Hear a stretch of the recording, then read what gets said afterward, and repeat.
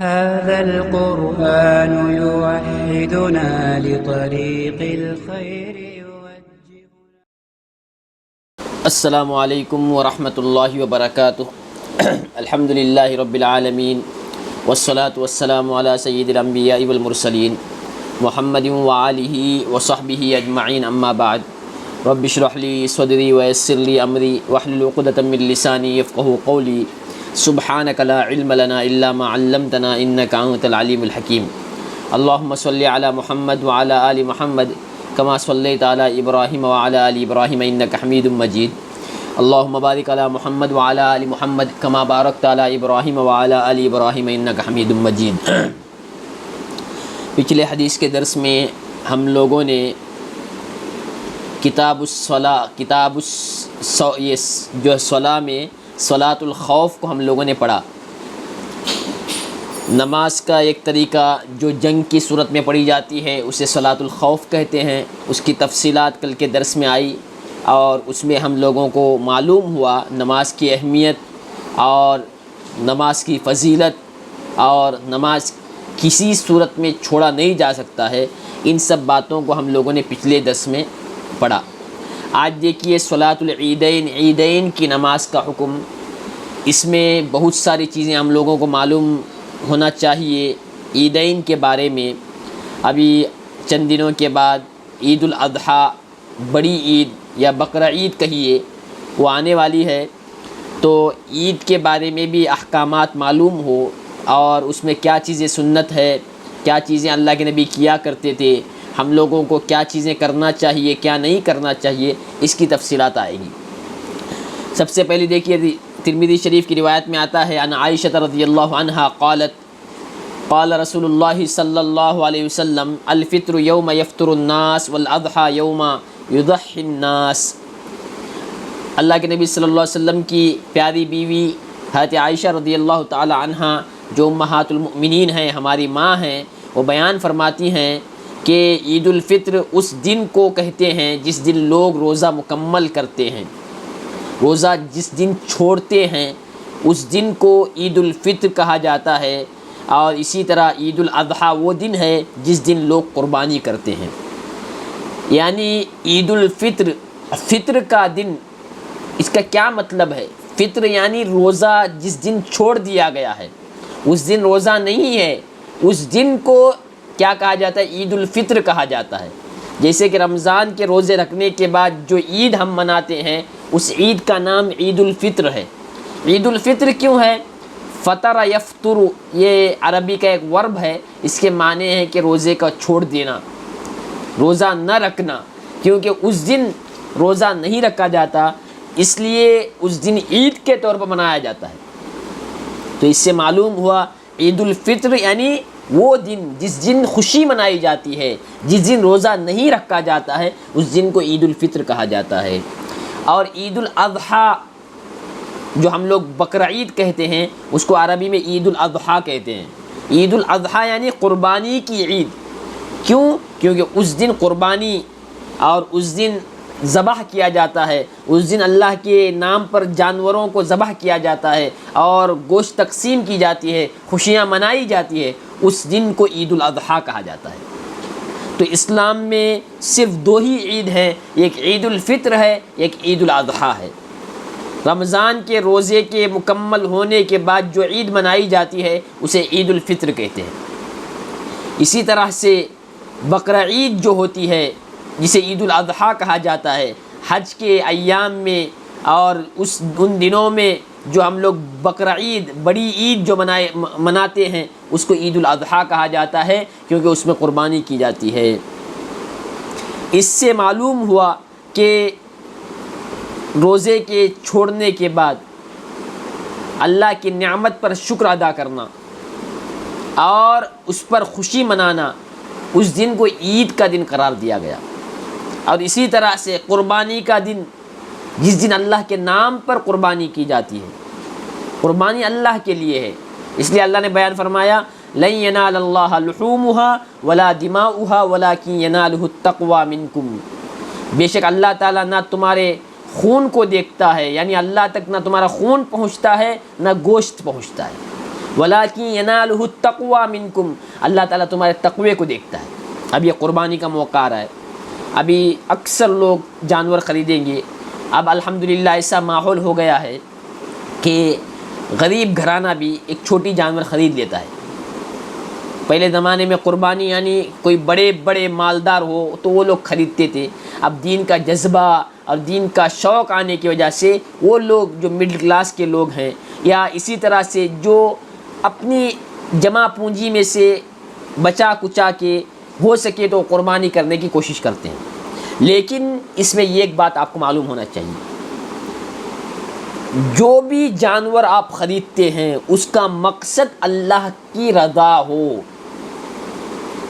اللہ کی خوشنودی کے لیے وہ جانور خریدے، لوگوں کو دکھانے کے لیے نہیں۔ میں نے 50 کلو کا، میں نے 1 کوئنٹل کا، میں نے 2 کوئنٹل کا جانور خریدا ہے، اس کے لیے نہیں۔ ہمارے پڑوس میں آدمی نے 40,000 کا لیا ہے تو میں 60,000 کا لوں گا، اس لیے نہیں۔ یہ ریاکاری ہے، یہ قربانی بھی برباد، پیسہ بھی برباد، کچھ بھی نہیں ملا۔ اس کو کہتے ہیں خسرت دنیا والآخرہ، دنیا بھی برباد، آخرت بھی برباد۔ بلکہ قربانی کس لیے کیا جاتا؟ اللہ کے رضا کے لیے۔ آپ کی جتنی حیثیت ہے، قرض لے کے قربانی کر رہے ہیں، کیا ضرورت ہے بھائی؟ آپ کی حیثیت جتنی ہے اس کے برابر اللہ کے رضا کے لیے آپ کوئی جانور خریدتے ہیں، کسی کو دکھانے کے لیے نہیں۔ سارے گاؤں میں محلے میں یہ چرچا پھیل جائے کہ فلاں نے اتنے لاکھ کا، فلاں نے اتنے ہزار کا جانور خریدا ہے، یہ نام ہونے کے لیے نہیں، یہ پورا کل قیامت کے دن آپ کے منہ پر مار دیا جائے گا، اس کا کوئی ثواب نہیں۔ کیوں؟ قربانی جو کی جاتی ہے وہ اللہ کے رضا کے لیے۔ اللہ نے، میں نے جو آیت پڑھی، اللہ فرماتا لن ینال اللہ لحومها، اللہ کو تمہارا گوشت نہیں پہنچتا۔ 100 کوئنٹل تم قربان کر دو، وہ 100 کوئنٹل میں سے ایک ٹکڑا بھی اللہ کو نہیں پہنچتا ہے۔ ولا دماؤها، نہ اس جانور کا خون اللہ کو پہنچتا ہے۔ کتنا خون بہایا آپ تصور کیجئے، کتنا بہا ہوگا 100 کوئنٹل اگر آدمی نے اگر گوشت قربان کیا ہے تو کس کا کتنا خون ہوگا۔ اللہ کہتا ہے کہ مجھے خون کا قطرہ تک نہیں پہنچتا۔ وَلَٰكِن يَنَالُهُ التَّقْوَىٰ مِنْكُمْ، ہاں تمہاری یہ ایک چیز اللہ تک پہنچتی ہے، تمہاری ایک بات اللہ تک پہنچتی ہے، تمہارا وہ عمل میں اخلاص جو ہے وہ اللہ تک پہنچتا ہے۔ کس کے لیے کیا تھا؟ تقوی، اللہ کے لیے کیا۔ قربانی میں کس کے لیے کر رہا ہوں؟ اللہ کے لیے کر رہا ہوں، دکھانے کے لیے نہیں ہے۔ لوگ بولتے ہیں پیسہ ہے 30,000 روپے، آ رہا ہے اس میں 30 کلو کا، لوگ کیا کہیں گے؟ لوگوں کو دکھانے کے لیے نہیں کر رہے ہیں۔ جب لوگوں کو دکھانے کے لیے تو وہ 30,000 روپے تم کچھ کھا لو، وہ قربانی تمہارا قبول نہیں ہے، اس کا کوئی فائدہ تمہیں نہیں پہنچے گا۔ نہیں سارے گاؤں میں سب کو دینا ہے، سارے محلے والوں کو دینا ہے، کس نے کہا ہے سب کو دینا ہے؟ آپ جتنی حیثیت کی آپ قربانی کریں گے اس اعتبار سے آپ تقسیم کیجئے۔ سب سے پہلے اپنے گھر کے لیے تھوڑا سا حصہ، اپنے رشتہ داروں کے لیے، اور اسی طرح غریب فقیر مسکین جو ہے ان کو دے دیجئے، جتنا آپ سے بن سکتا ہے۔ 25 کلو گوشت پڑا ہے تو اس میں آپ آدھا کلو کر کے جتنا دے سکے اتنا دیجئے۔ اللہ کے لیے ہم کر رہے ہیں، لوگوں کو دکھانے کے لیے نہیں۔ دعا کیجیے اللہ آئندہ سال اگر دے دے تو اخلاص کے ساتھ بڑی جانور لیں گے اور اللہ کے لیے لوگوں میں دیں گے، اس لیے نہیں کہ لوگ یہ کہنے لگ جائیں کہ لاکھوں کا خریدا ہے۔ آج شیطان نے پورا عمل برباد کر دیا، مقابلہ چل رہا ہے، فلاں نے اتنے کا لیا تو فلاں نے اتنے کا لیا، فلاں نے اتنے کا لیا تو فلاں نے اتنے کا لیا۔ لن ینال اللہ لحومها، اللہ کو نہیں پہنچتا، نہ تمہارا گوشت پہنچتا ہے نہ خون پہنچتا ہے۔ ولیکن ینالہ التقوی منکم، اللہ تعالیٰ کو تمہارا تقوی پہنچتا ہے۔ دل میں کیا ہے؟ ایک باریک سا جانور، سال بھر آپ نے 500,000 جمع کر کے ایک باریک سا جانور لیا، شرم آ رہی ہے لوگ کیا کہیں گے، لیکن آپ نے اللہ کے لیے لیا، اور واقعی اس میں اللہ کے علاوہ اور کوئی چیز شامل نہیں تھی، کوئی کچھ بولے فرق نہیں پڑتا، آپ کی حیثیت آپ کو معلوم ہے، اور آپ نے قربانی کی۔ اور ایک آدمی 2 لاکھ کا جانور قربان کر رہا ہے، اور وہ کس لیے؟ ریاکاری کے لیے۔ کل قیامت کے دن یہ جو جانور ہے جو آپ نے 10,000 میں لیا ہے، اس کا ثواب وہ 2 لاکھ جانور سے زیادہ ہوگا۔ کیوں؟ اس میں کیا کمی تھی؟ اخلاص کی کمی تھی۔ اللہ عمل دیکھتا ہے نا، عمل کس وجہ سے کیا ہے۔ ان اللہ لا ينظر الى صورکم ولا الى اجسامکم ولكن ينظر الى قلوبکم واعمالکم، او کما قال علیہ الصلوۃ والسلام۔ احادیث کے الفاظ میں آتا ہے اللہ تعالیٰ تمہارے چہروں کو نہیں دیکھتا، نہ تمہارے جسموں کو اللہ دیکھتا ہے، اللہ تمہارے عمل کو دیکھتا ہے، تمہارے دلوں کو دیکھتا ہے، تمہارے دل میں کیا ہے۔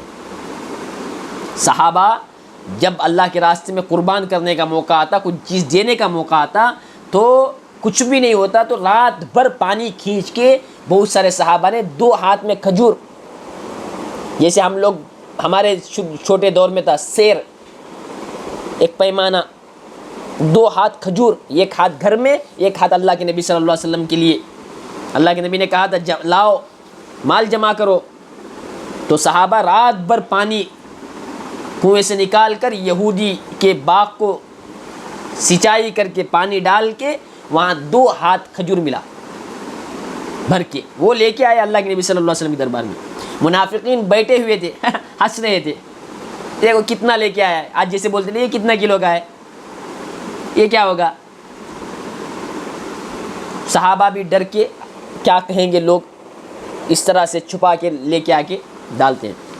قرآن نے اللہ نے اس کو مینشن کیا چیپٹر نمبر 10 کے اندر، والذین یلمزون المتطوعین من المؤمنین فی الصدقہ، وہ لوگ جو مومنین کے صدقات پر طعن و تشنیع کرتے ہیں، جبکہ وہ کوشش کرنے کے بعد ان کو اتنا ہی ملا ہے، اللہ کے نبی خوشی سے اس کو قبول کرتے ہیں، اور بڑے کھجور کے ڈھیر پر برکت کے طور پر وہ کھجور تقسیم کرتے ہیں، ڈالتے ہیں۔ جو صحابی ایک ہاتھ یا 2 ہاتھ بھرا ہوا لے کے آئے، ڈھیر آیا، لوگوں نے کئی کلو کھجور لا کے اللہ کے نبی کے سامنے ڈال دیا، اسلام کے لیے استعمال کرو اس کو۔ اللہ کے نبی وہ قبول کر رہے ہیں جو آدمی محنت کر کے حلال کمائی سے اللہ کے لیے جو لے کے آیا ہے، اور ان کھجوریں کے ڈھیر پر اللہ کے نبی برکت کے طور پر تقسیم کر رہے ہیں، ڈال رہے ہیں اس طرح سے۔ تو دل دیکھتا ہے اللہ تعالیٰ، اس لیے میں یہ حدیث میں رک کے اس لیے بیان کیا کہ یہ موقع ہے، اب لوگ خرید رہے ہیں، اگر اخلاص نہیں ہے تو یہ خریدا ہوا برباد۔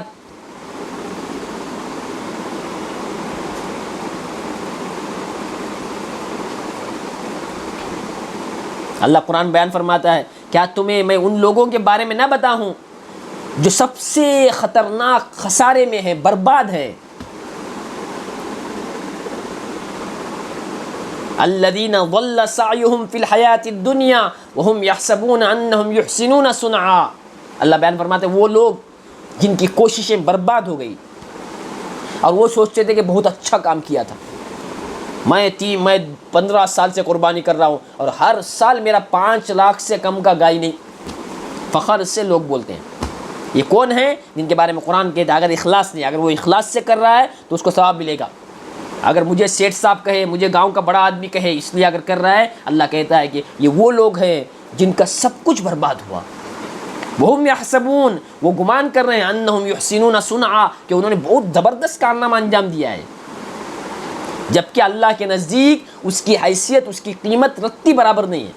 ایک مرغی اللہ کے راستے میں قربان کرنے کے برابر بھی اس کی حیثیت نہیں، جو 12-15 سال سے آدمی کیا کر رہا ہے، کوئنٹل گوشت قربان کر رہا ہے، جانوروں کو قربان کر 5 جانور، 6 جانور، اگر اخلاص نہیں ہے تو۔ اس لیے اس کا خیال رکھیے ان عیدوں میں۔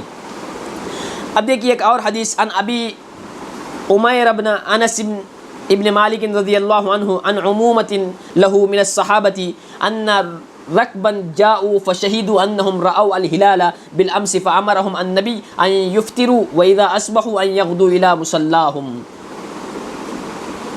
یہ جو حدیث میں پڑھ رہا ہوں ایسا واقعہ پیش آیا ہوگا، آپ کے علاقے میں پیش آیا ہوگا،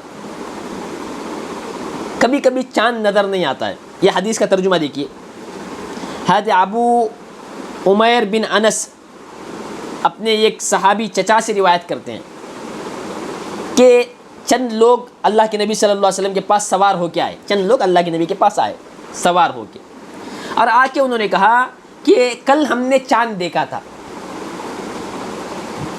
29 کو چاند دیکھتے ہیں, 30 ہونے کے بعد میں ڈائریکٹ عید مناتے ہیں, چاند دکھنا ضروری نہیں.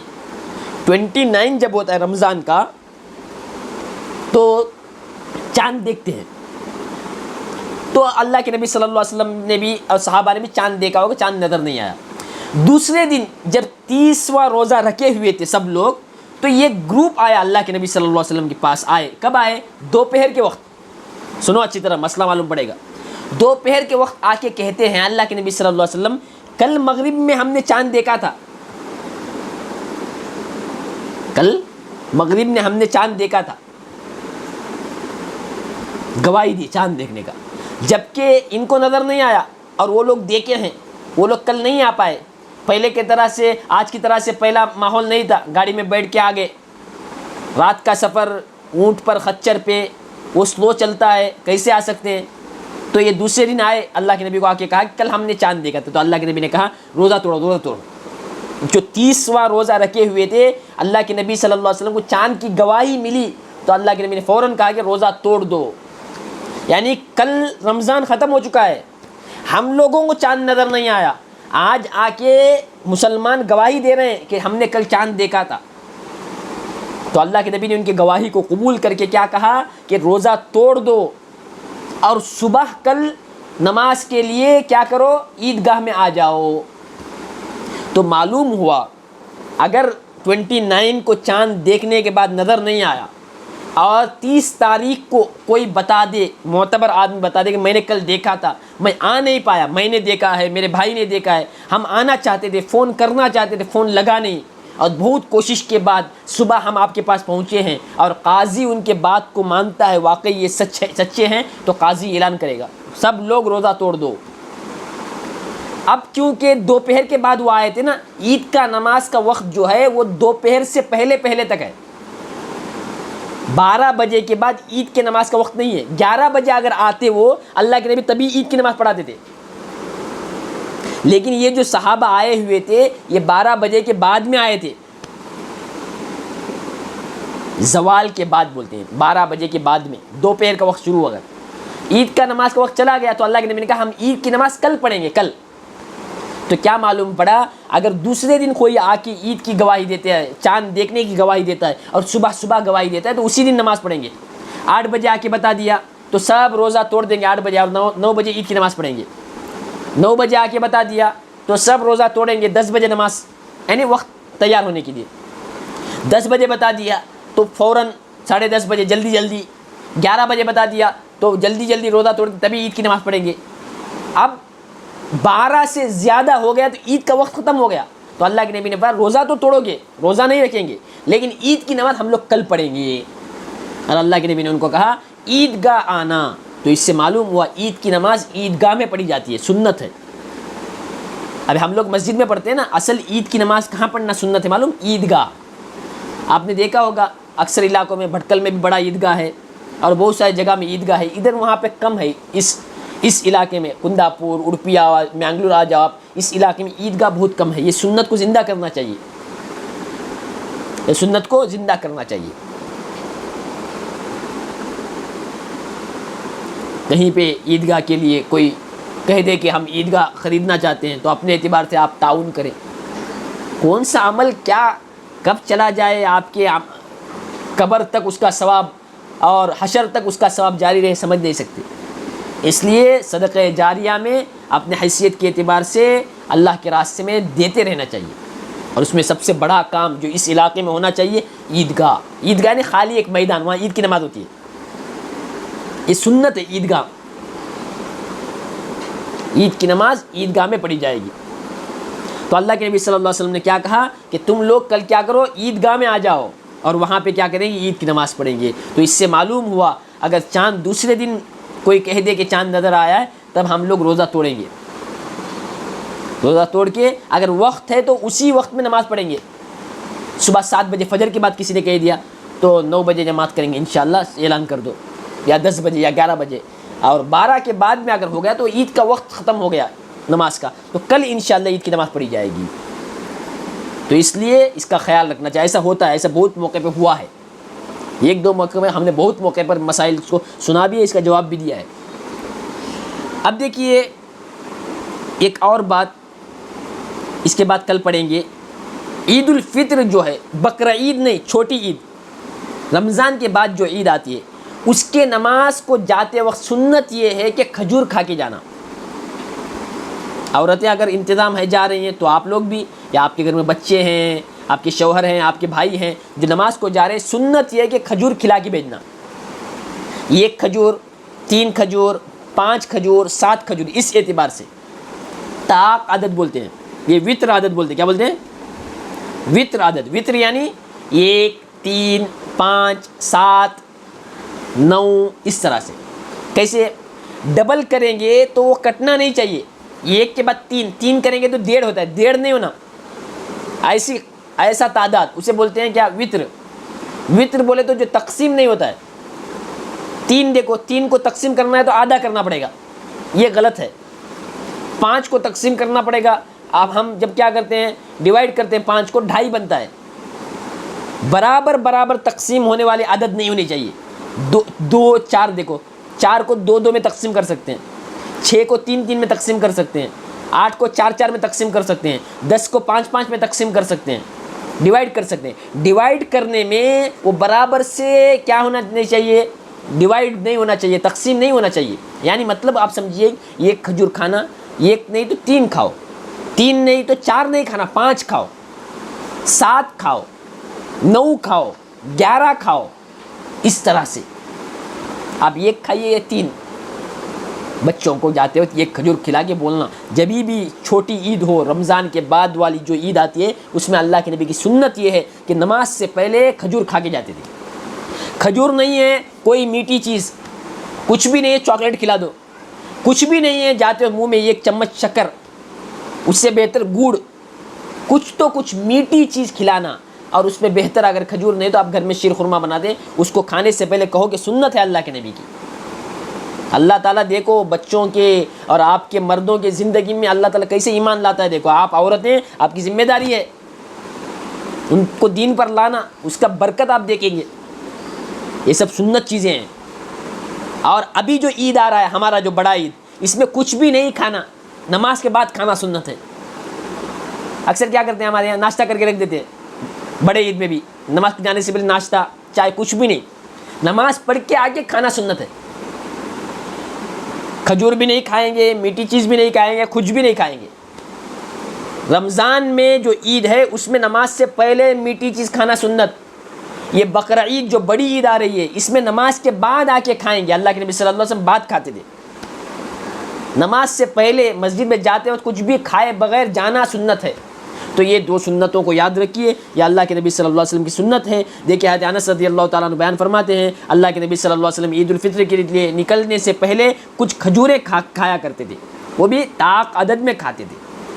اسی طرح سے دیکھیے حضرت ابو بریدہ رضی اللہ تعالیٰ عنہ اپنے ابا سے بیان فرماتے ہیں، کان رسول اللہ صلی اللہ علیہ وسلم لا یخرج یوم الفطر، اللہ کے نبی صلی اللہ علیہ وسلم عید الفطر کے لیے کچھ کھائے بغیر نہیں نکلتے تھے، اور عید الاضحیٰ کے لیے اس وقت تک نہیں کھاتے تھے جب تک نماز سے فارغ نہ ہو جائے۔ ہاں جی، رمضان کی جو عید ہے نا، ہم اس کو چھوٹی عید بولتے ہیں، اور جو بقرہ عید ہے اسے بڑی عید بولتے ہیں۔ عید الفطر یعنی رمضان کی عید، عید الاضحیٰ یعنی ابھی جو آ رہا ہے قربانی کی عید، اس کو چھوٹی عید بولتے ہیں، اس کو بڑی عید بولتے ہیں۔ اس کا خیال رکھیے، اس پر عمل کیجئے، اور اپنے گھر والوں کو اس کے بارے میں بتائیے۔ بس اس کے بعد انشاءاللہ کل پڑھیں گے۔ کل کے حدیث میں آتا ہے کہ اللہ کے نبی صلی اللہ علیہ وسلم عید